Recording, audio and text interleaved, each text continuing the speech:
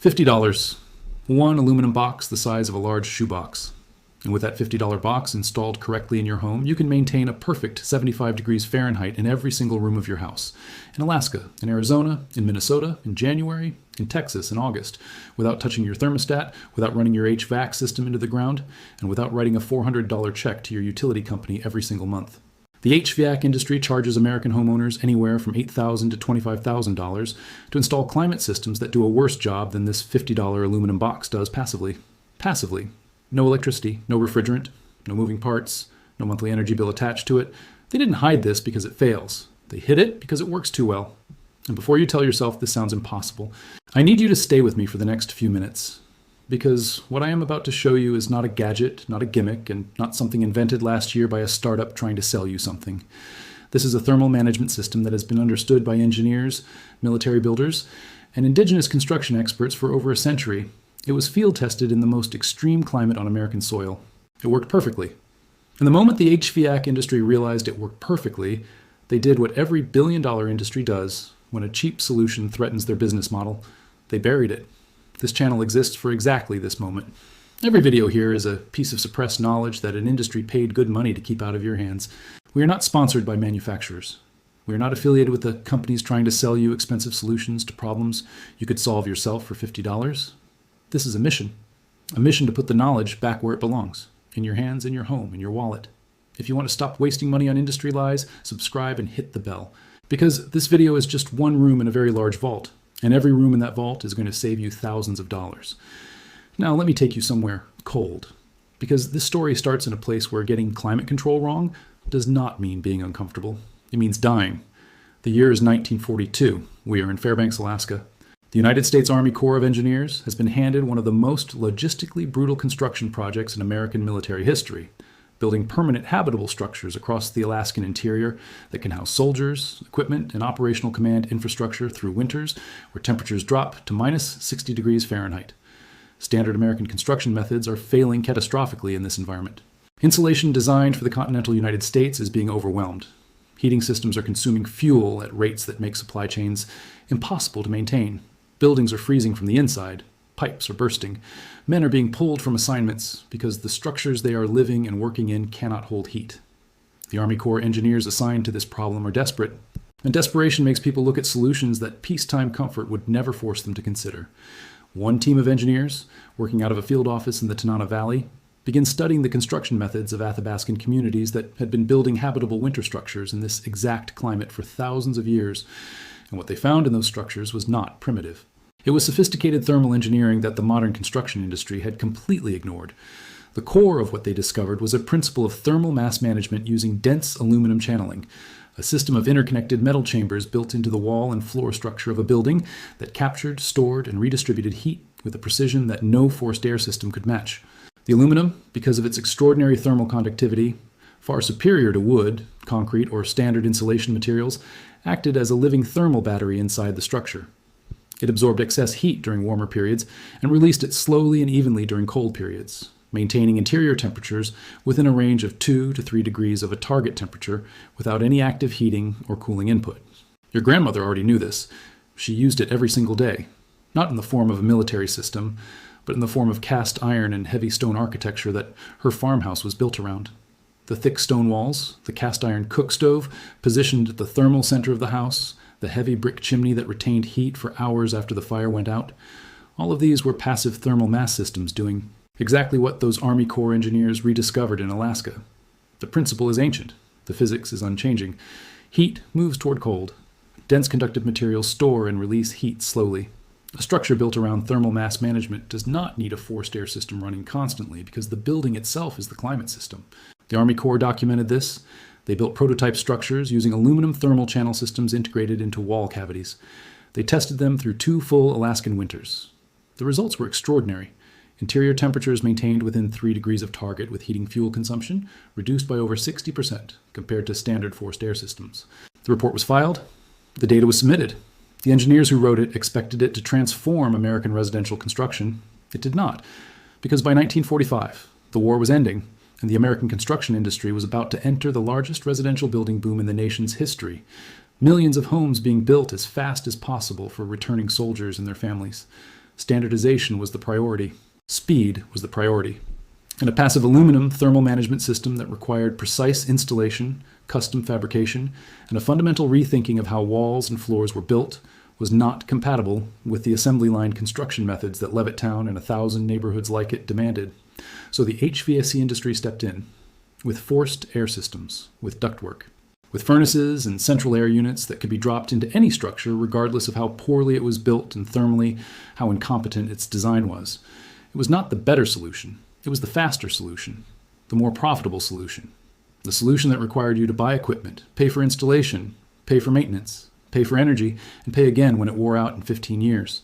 And the aluminum thermal system that those Army Corps engineers proved in Alaska, the system that could have permanently changed how every American home handles climate, was buried under 60 years of HVAC industry dominance. The cost of that burial is sitting in your energy bills right now. Let me explain exactly what is happening at the molecular level when thermal mass works.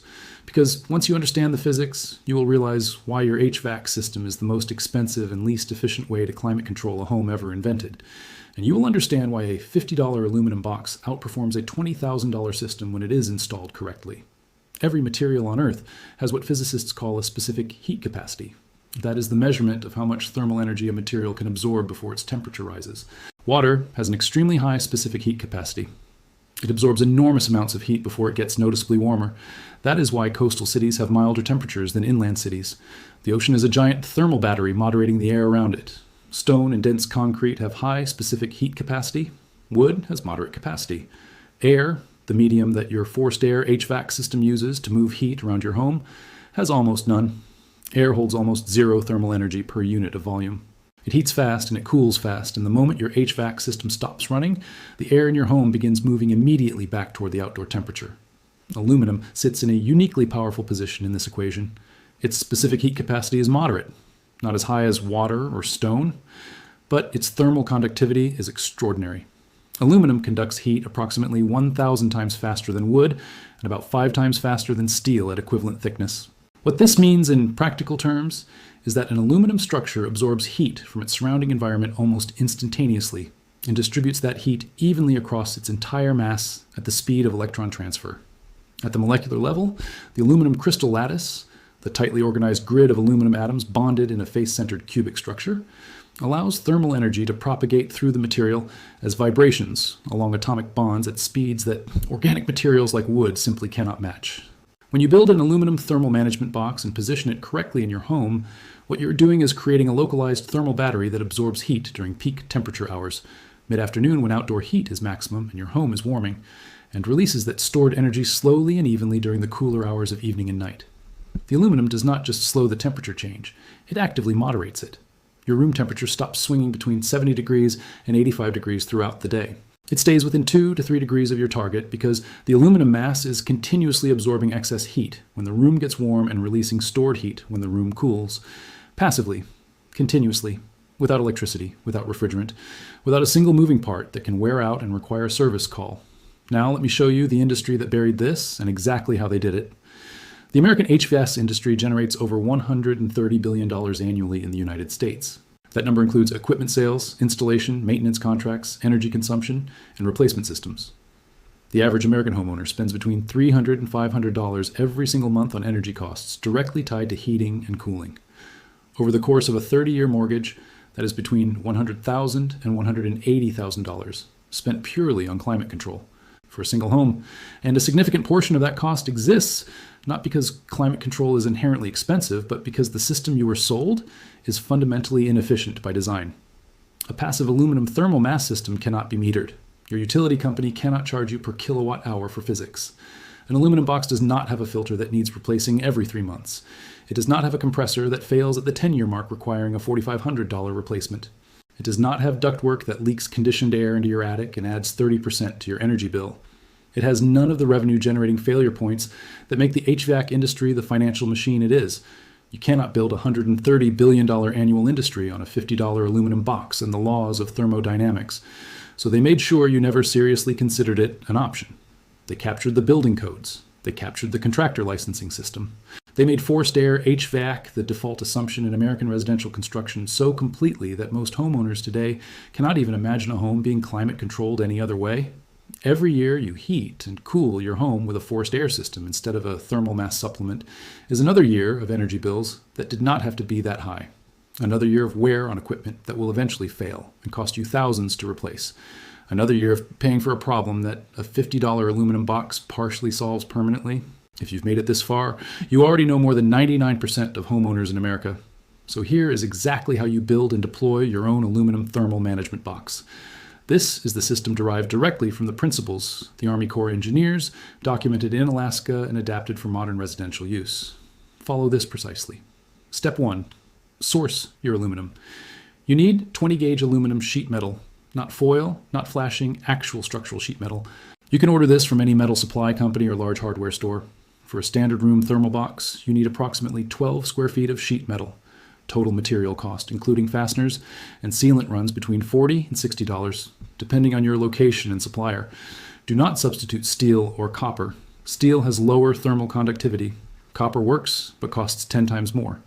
Aluminum is the specific material that makes this system function at the efficiency level the Army Corps engineers documented. Step 2. Build your box dimensions.